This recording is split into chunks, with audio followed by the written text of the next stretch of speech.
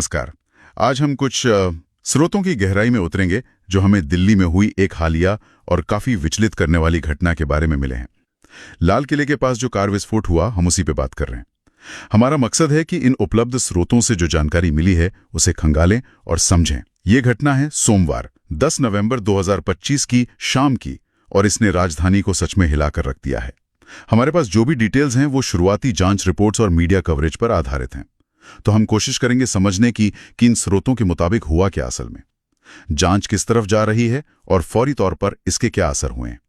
यह ध्यान रखना जरूरी है कि हमारी बातचीत पूरी तरह से हमें मिले स्रोतों तक ही सीमित रहेगी। बिल्कुल, ये एक बहुत महत्वपूर्ण घटना है और इसके कई पहलू हो सकते हैं। जैसा कि आपने कहा, सिर्फ तथ्यों को दोहराने की बजाय हम कोशिश करेंगे कि इन स्रोतों में जो जानकारी है उसके पीछे के मतलब को समझें।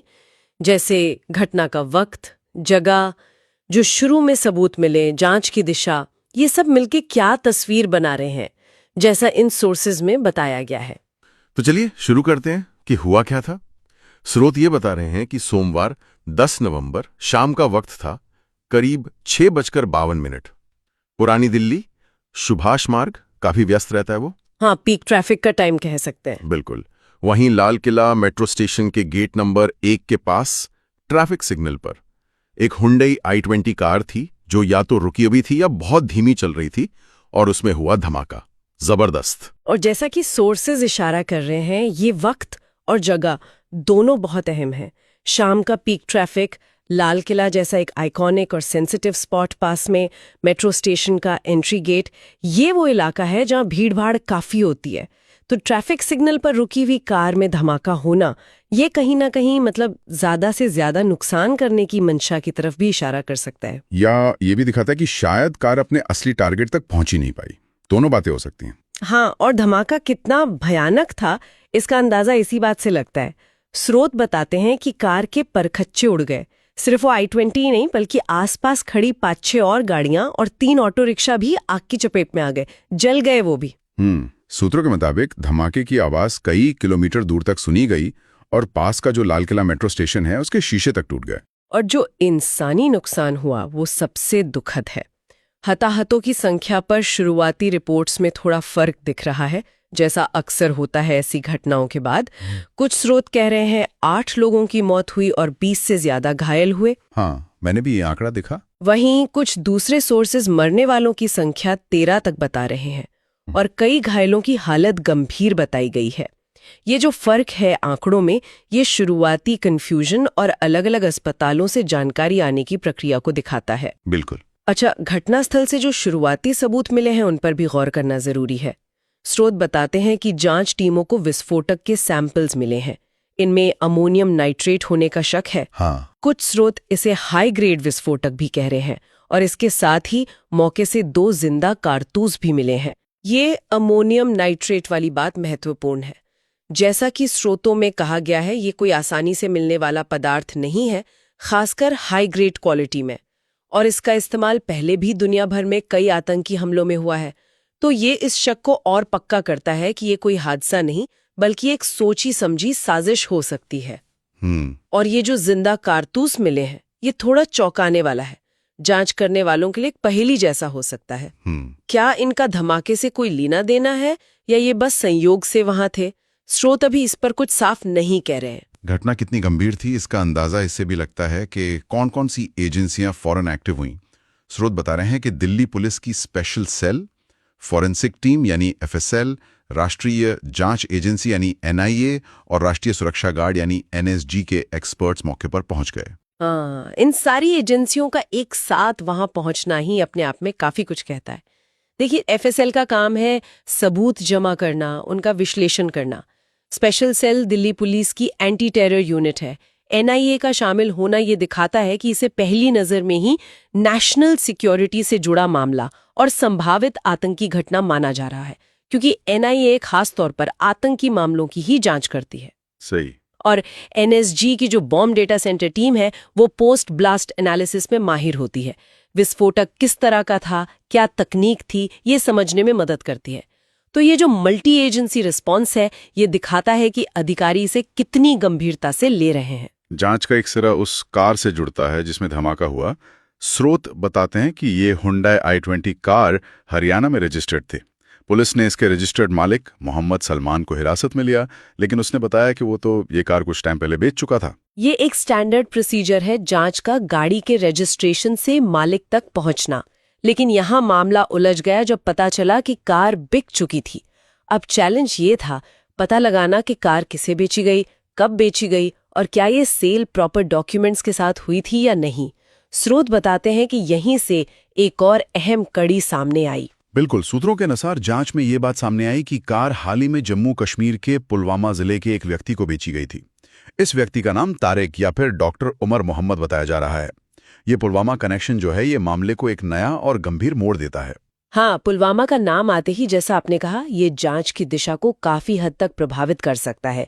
हम सब जानते हैं कि पुलवामा का नाम पहले भी सुरक्षा से जुड़ी गंभीर घटनाओं से जुड़ा रहा है। जी, तो स्रोत इस कनेक्शन पे जोर दे रहे हैं। अब सवाल ये है कि क्या ये सिर्फ एक ज्योग्राफिकल लिंक है या ये किसी खास नेटवर्क या मॉडस ऑपरेंडी की तरफ इशारा कर रहा है जिसका ताल्लुक उस इलाके से हो सकता है।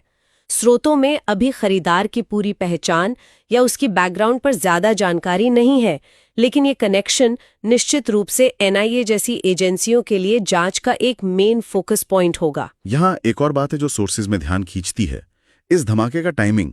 ये धमाका फरीदाबाद के पास एक इंटरस्टेट टेररिस्ट मॉड्यूल के भंडाफोड़ के कुछ ही घंटों बाद हुआ। उस ऑपरेशन में स्रोत बताते हैं कि भारी मात्रा में विस्फोटक सामग्री करीब 2900 किलोग्राम जब्त की गई थी। ये टाइमिंग का जो संयोग है ये बहुत महत्वपूर्ण है और जांच एजेंसियां इसे नजरअंदाज नहीं कर सकती। हालांकि स्रोत ये बताते हैं कि अधिकारियों ने शुरू में इन दोनों घटनाओं के बीच सीधे संबंध की पुष्टि नहीं की। हाँ। लेकिन ये भी मेंशन है कि बाद में फरीदाबाद मॉड्यूल के जो सदस्य गिरफ्तार हुए थे उनसे दिल्ली धमाके के बारे में पूछताछ की गई। तो क्या दिल्ली धमाका उसी बड़े नेटवर्क का हिस्सा था?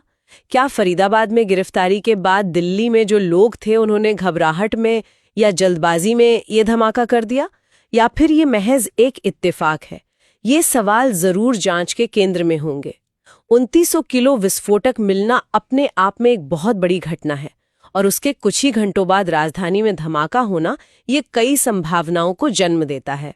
अपने घबराहट का जिक्र किया और ये हमें जांच के एक और पहलू पर लाता है जिसका जिक्र कुछ सरकारी सूत्रों के हवाले से मिल रहा है। कहा जा रहा है कि धमाका शायद संदिग्ध की घबराहट यानी पैनिक की वजह से वक्त से पहले हो गया या गलत तरीके से हो गया। ये पैनिक थियोरी अगर स्रोतों में इसका जिक्र है तो इसके कई मतलब हो सकते हैं।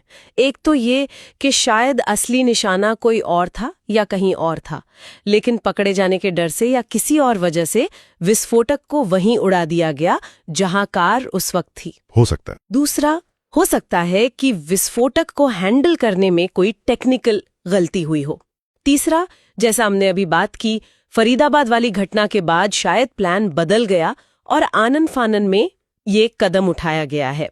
तो ये थ्योरी जांच को इस दिशा में भी ले जा सकती है कि क्या ये एक फेल्ड अटैक था जिसका स्केल शायद और बड़ा होने वाला था। इन सब जांचों के बीच इस घटना के जो फौरी असर हुए वो भी काफी बड़े थे। स्रोत बताते हैं कि दिल्ली के साथ साथ पड़ोसी राज्यों जैसे उत्तर प्रदेश और हरियाणा और यहां तक कि मुंबई में भी हाई अलर्ट जारी कर दिया गया।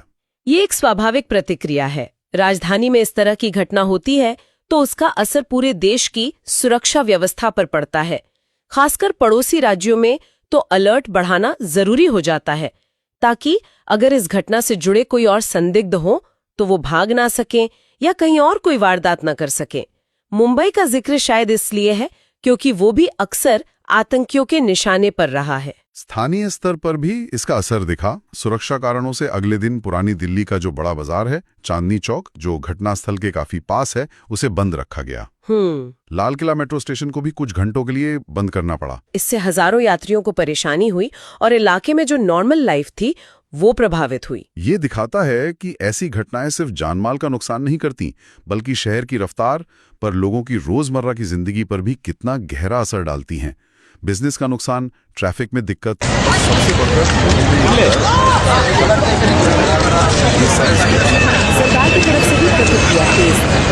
बताते हैं प्रधानमंत्री और गृह मंत्री फौरन स्थिति का जायजा लिया, राष्ट्रीय सुरक्षा सलाहकार और दूसरे बड़े अधिकारियों के साथ बैठकें की। दोनों ने इस घटना की निंदा की और दोषियों को जल्द से जल्द पकड़कर सजा दिलाने की बात कही। हाँ, ये जो हाई लेवल रिस्पॉन्स है, ये दिखाता है कि सरकार इसे नेशनल सिक्योरिटी पर एक सीरियस अटैक के तौर पर देख रही है। ऐसी घटनाओं के बाद सरकार पर प्रेशर भी होता है कि वो न सिर्फ जांच तेज करे, बल्कि भविष्य में ऐसी घटनाओं को रोकने के लिए कड़े कदम भी उठाए। तो इन तमाम स्रोतों से जो जानकारी मिली है, अगर हम उसे समेटें तो क्या मुख्य बातें सामने आ रही हैं? दिल्ली के एक बहुत ही महत्वपूर्ण और भीड़भाड़ वाले इलाके में शाम के पीक टाइम में एक शक्तिशाली कार बम धमाका हुआ। इसमें कई बेगुनाह जानें गईं और बहुत से लोग घायल हुए। हाँ, और जांच एक मल्टी डायमेंशनल तरीके से आगे बढ़ रही है। एक तरफ कार के पिछले मालिक से लेकर पुलवामा के खरीदार तक की कड़ियां जोड़ने की कोशिश हो रही है। दूसरी तरफ फरीदाबाद में जो मॉड्यूल पकड़ा गया, उससे इसके क्या कनेक्शंस हो सकते हैं, वो खंगाला जा रहा है। और तीसरी तरफ ये पैनिक थियरी वाला एंगल भी देखा जा रहा है कि कहीं ये वक्त से पहले हुआ धमाका तो नहीं था। इन सब के बीच एक और महत्वपूर्ण बात जो स्रोतों में सामने आ रही है, वो ये है कि अब तक किसी भी जाने माने आतंकी संगठन ने इस हमले की जिम्मेदारी नहीं ली है। ये पहलू मामले को और पेचीदा बना देता है। आमतौर पर बड़े आतंकी हमले करने वाले जो ग्रुप होते हैं, वो अपनी ताकत दिखाने, खौफ फैलाने या अपनी आइडियोलॉजी का प्रचार करने के लिए जिम्मेदारी लेते हैं। सही। जिम्मेदारी न लेने के कई कारण हो सकते हैं, जैसा कि स्रोत शायद इशारा कर रहे हों। हो सकता है ये किसी नए या लोकल मॉड्यूल का काम हो जो अभी अपनी पहचान नहीं बनाना चाहता, या फिर कोई बड़ा ग्रुप जानबूझकर चुप हो ताकि जांच करने वालों को कंफ्यूज किया जा सके या मकसद को छुपाया जा सके। ये चुप्पी अपने आप में कई सवाल खड़े करती है। बिल्कुल, ये पूरी तस्वीर दिखाती है कि जांचकर्ताओं के सामने कितनी मुश्किल चुनौती है। अलग अलग कड़ियों को जोड़ना, अलग अलग थ्योरीज को परखना और सच्चाई की तह तक पहुंचना।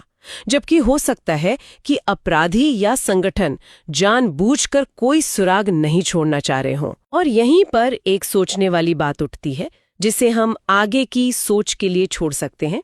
जब किसी हमले की जिम्मेदारी फौरन नहीं ली जाती, जैसा कि इस मामले में स्रोतों से पता चल रहा है, तो ये जांच की प्रक्रिया को कैसे प्रभावित करता है? क्या इससे मकसद समझना और असली साजिश करने वालों तक पहुंचना और भी मुश्किल हो जाता है? क्या ये चुप्पी खुद एक सोची समझी स्ट्रैटेजी हो सकती है, डर को लंबा खींचने की या जांच को भटकाने की? निश्चित रूप से ये एक विचार करने वाला बिंदु है। जैसे जैसे जांच आगे बढ़ेगी, शायद इन सवालों के जवाब हमें मिले। आज हमने उपलब्ध स्रोतों के आधार पर दिल्ली कार विस्फोट की घटना और उससे जुड़ी शुरुआती जानकारी का विश्लेषण किया। ध्यान देने के लिए धन्यवाद। उम्मीद है कि ये चर्चा इस गंभीर घटना के अलग अलग पहलुओं को समझने में मददगार रही होगी।